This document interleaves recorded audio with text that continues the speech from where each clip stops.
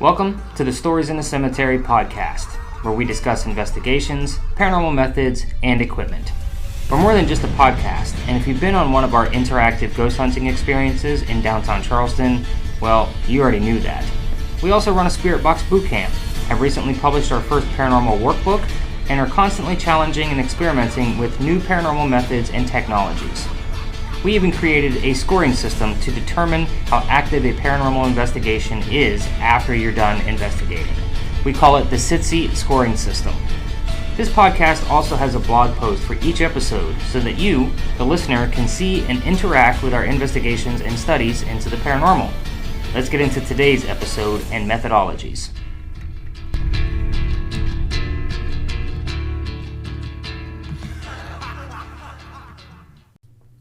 Hello everyone and welcome to episode 47. I'm sure you're noticing that the audio is completely different than any other episode that I've done. This episode will be on a voice recorder, and I am actually using it to record this episode.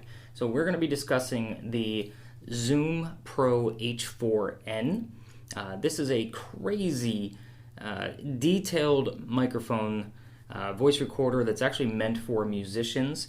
And I'm using it to record this podcast, and I am in a somewhat soundproof room where we should be able to still hear some of the outside noises, but I've been using this on the interactive ghost hunting experiences, and I wanted to do a quick review on what this thing actually does, what we've caught with it, and wow, sounds like the air conditioning quit. I'm using headphones while I actually record this for you.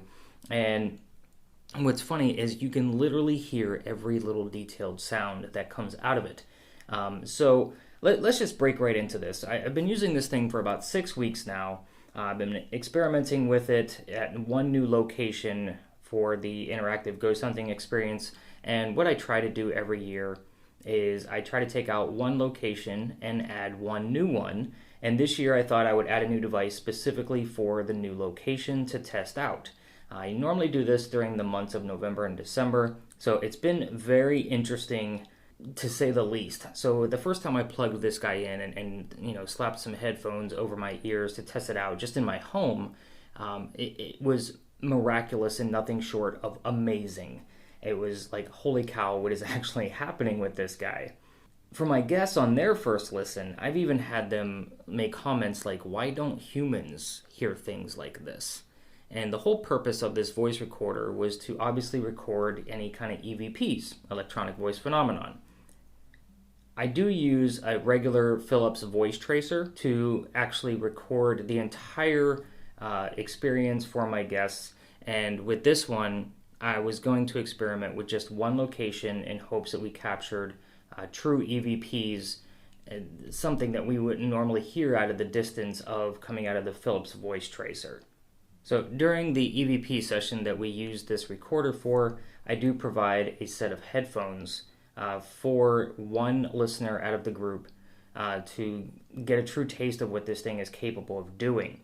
So since we've been using this, we've had 3 experiences where we've caught true EVP. I will discuss those further as we get into this episode. But one of the first things that I want to do is I want to cover some of the pitfalls that I've noticed out of this. I want to also put this in perspective for you of how loud this actually is. I am wearing headphones while I record this, so that way I can catch the lip smacks and the ums and the ohs and edit things like that out. But at the same time, this voice recorder is in the center of the room, and yes, I'm wearing headphones, they are wired, but I'm probably a good 3 feet away from the voice recorder itself. Again, just wanting to show off the detail of what this voice recorder will do. So let's go over the pitfalls. The experiment started with a full recording of the 2.5-hour adventure. Obviously with the interactive ghost hunting experience. This was a true mistake. First, I'll point out that this recorder is actually meant for musicians, for a multi-channel recorder, and using it for ghost hunting can seem a little bit more extreme than using just a standard, small voice recorder.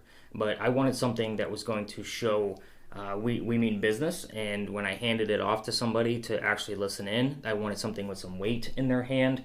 This thing didn't disappoint in that regard, but I will tell you that recording a full 2.5 hour session is uploading the file is the files are massive. So I'm just going to point that out first and foremost. So if you're looking to record more than 10 to 15 minutes at a time, I would just highly recommend that you reconsider shortening up that EVP session. One of the problems that this proposes for Stories in a Cemetery is that I do give you all of the recordings and data back.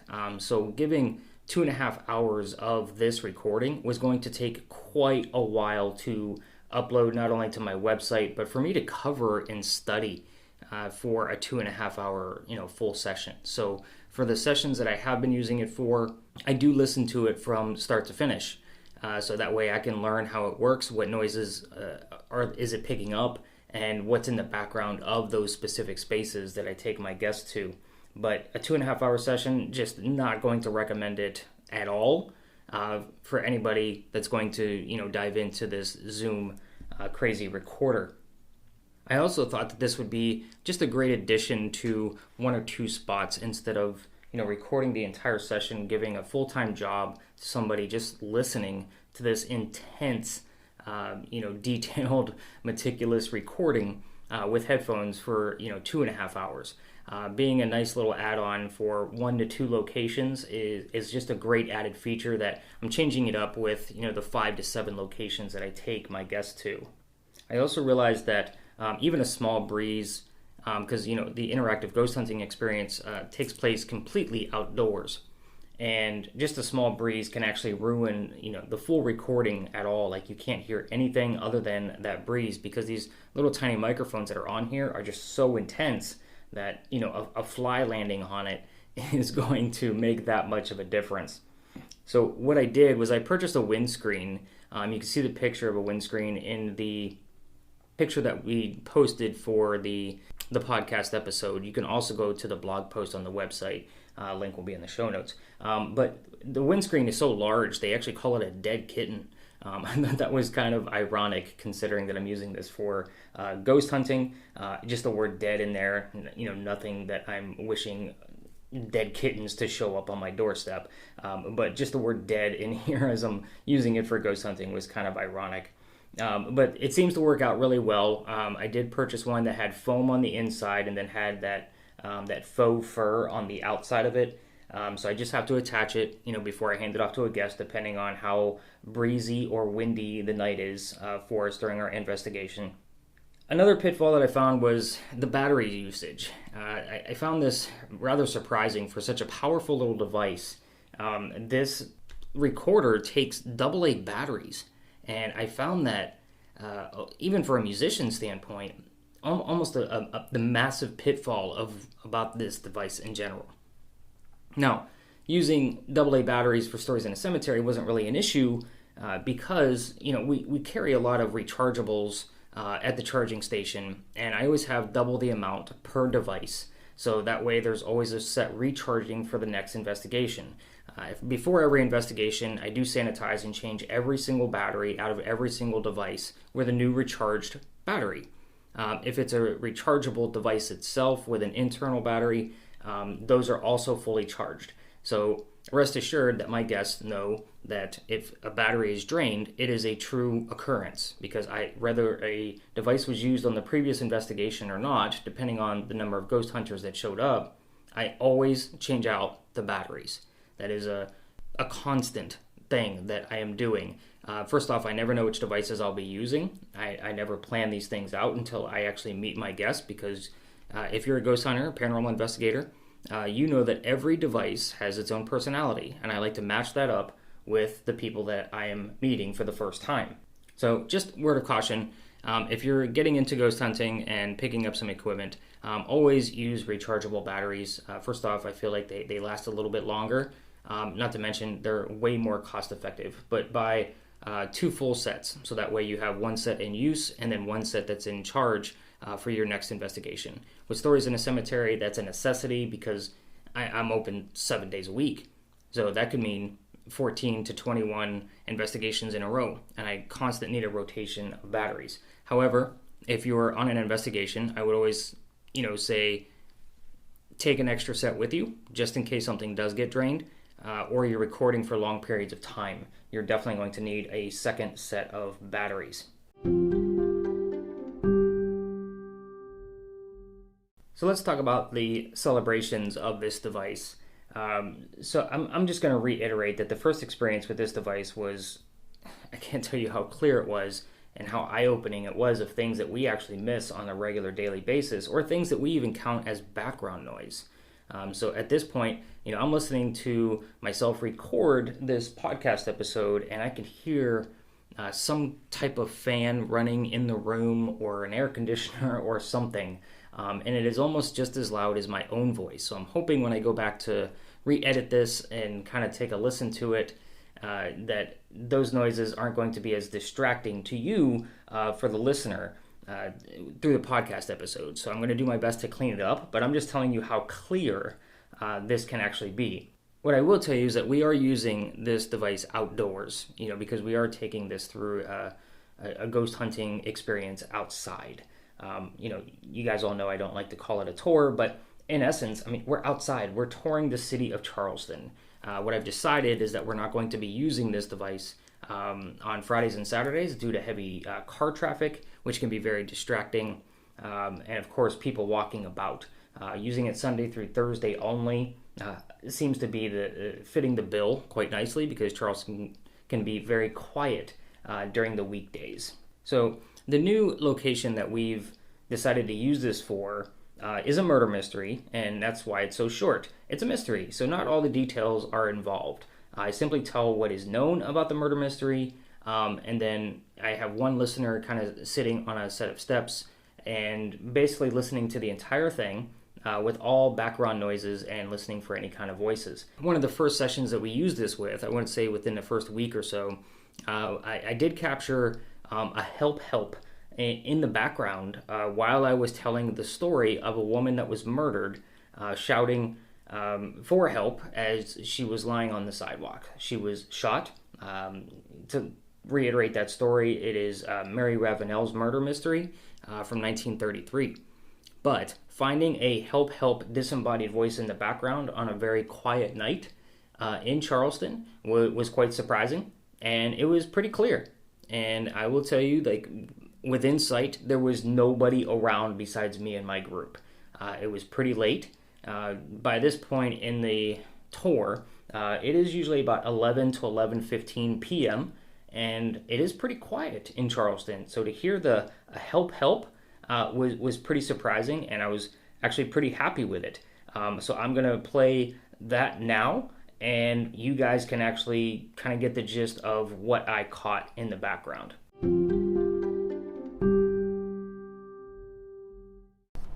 Hound dog. What?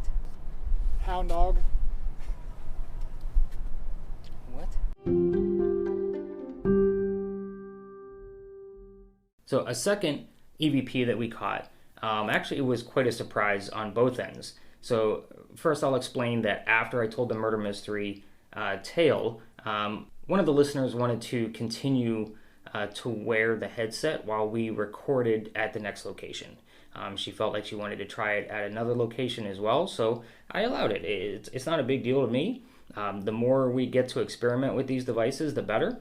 So as we were walking to the next location, it was obviously just me and my group out and about, a very quiet Charleston night, like I've mentioned before, and I heard a whisper. A few seconds go by, and a second whisper was heard. And this was caught as I was listening to the recording in its entirety back at the office while I was going through their data. These whispers were never mentioned to me in real time from the listener, but she did happen to mention to the person she was with that she thought she heard some whispers. So it was quite surprising that, first off, she never told me about them in real time. I would have definitely, jotted some notes down to double check the recording and see what was going on. But the fact that I wasn't expecting them and caught them as well was just as surprising, and I was pretty pleased with it. I couldn't make them out, they were indiscernible, but the fact that they did occur and the listener heard them in real time was pretty cool as well. So check out this recording and tell us what you think about this.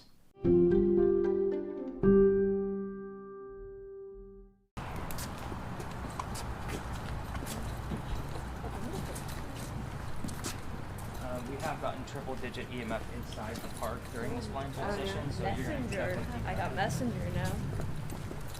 Don't shoot the messenger.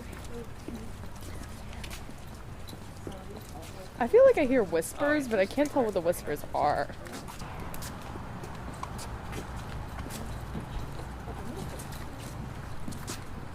We have gotten triple-digit EMF inside the park during this blind transition, so you're going to definitely keep I got messenger now. Don't shoot the messenger. I feel like I hear whispers, but I can't tell what the whispers are.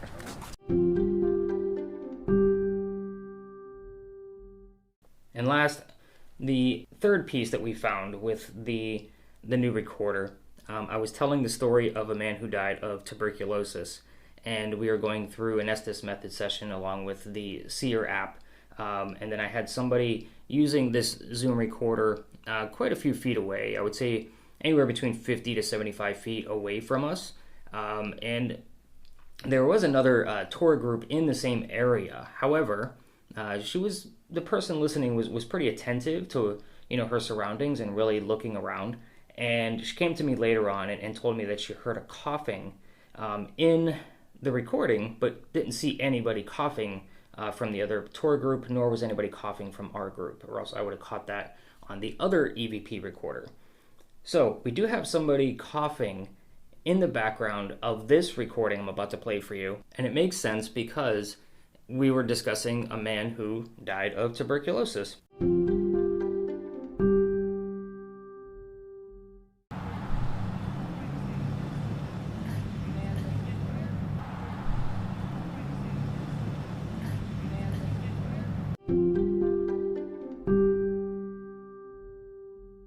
So the whole inspiration for me creating this very quick and short episode was to reach out to other paranormal investigators who have used this recorder successfully.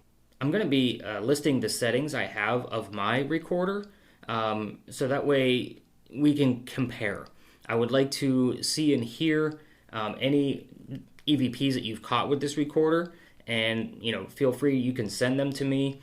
You can leave a comment about successful EVPs that you've caught with the Zoom recorder, preferably the H4n Pro, and then even if you wanted to send me your settings, so that way I can compare to how I have mine set up, that would be fantastic. I'm going to list those in the blog post for this as well, but I am going to cover them here. I wanted to put all of the techie stuff like right at the end in case anybody wants to dip out. That's perfectly fine. But for paranormal investigators, I am going to list off, how I have mine set up, and hopefully you can either bring some light or teach Stories in a Cemetery a thing or two about what you've caught with yours. And if you're capturing a whole lot more, I would love to know what you're doing different with it. But I'm trying to learn more about this device, and there's really not a ton of information about this device on the internet. There were a couple of videos that I watched through YouTube, but I would really like to know the opinion of another paranormal investigator who has successfully caught EVP with this. So let's go through my settings. Again, if you wanted to dip out at this point, thank you for listening. This recorder is amazing. So that is going, I'm not like any kind of advocate or affiliate for anything on the Zoom recorder. I'm just I like to just show off and give you the pitfalls and celebrations for this device. So that's what the whole purpose of this recording was. I also wanted to see how it was going to record for the podcast. So just in the event that I get a in-person guest for the show, I can use it as a secondary mic, or I can use it as a singular mic. Again, it picks up everything, so it would be very interesting to have an in-person interview with this. So without further ado, so thanks again for listening if you wanted to dip. And here we go with the settings of what I have my Zoom H4n Pro set to. So the low cut menu, I have the mic and the input set to off. The comp and limiter, mic and input, is set to comp 2. Monitor off. 1-2 link off. Level auto off. Mono mix off. MS matrix off, since the 1-2 link is off. Phantom is off. Plugin is off. Recording settings, I have the record format to MP3 320. Auto record is off. Start level is minus 24 dB. Stop level minus 24 dB.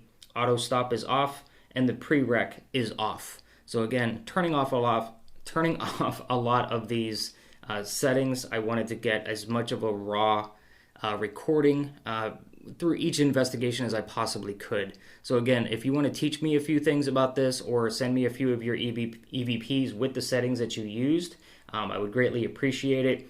You can email them to me, storiesinthecemetery@gmail.com. And of course, if you just want to put the subject line as Zoom, so that way it stands out to me. But again, thank you all for listening. If you want to test out this device, by all means, make sure you take a look at those tickets on storiesinthecemetery.com to go on the interactive ghost hunting experience. So Merry Christmas to you if you are listening to this around the holiday season. And if not, I will see you either on TikTok, Facebook, or any of my other socials. Thanks for listening, guys. Greatly appreciate you.